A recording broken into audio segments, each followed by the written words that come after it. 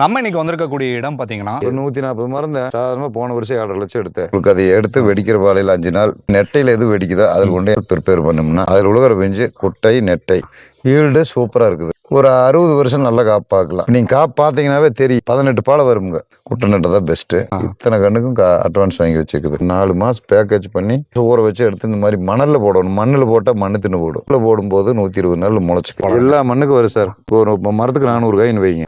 வருஷத்துக்கு 500 மரம் வந்தா 2 லட்சம் காய் ஆகி 2 லட்சம் காய் சாதாரணமா 20 ரூபா போட்டீங்கன்னா கூட 40 லட்சம் ரூபாய் ஆச்சு. தென்னை மரத்தையும் ஒரு குழந்தை மாதிரி பார்க்கணும். இப்போ காய் பஞ்சமில்லை, காய் காப்பாருங்க அப்படி நல்லா இருக்குது இல்லைங்களா?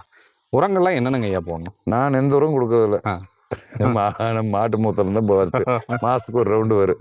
அது மட்டும்தான் இல்லைங்களா? சல்பர் போடாம எண்ணெய் ஆட்டினா என்னைக்கு மார்க்கெட் இருக்குது. தேங்காய் இப்ப கர்நாடகாவில் முடிஞ்சு போச்சு. கர்நாடகாவில் வந்து உங்களுக்கு நல்ல ரேட்டுக்கு தேங்காய் போகுது. இங்கத்தை விட அங்க 10 ரூபா அதிகம். அங்கதான் போயிட்டு இருக்கு தமிழ்நாட்டுக்காய்.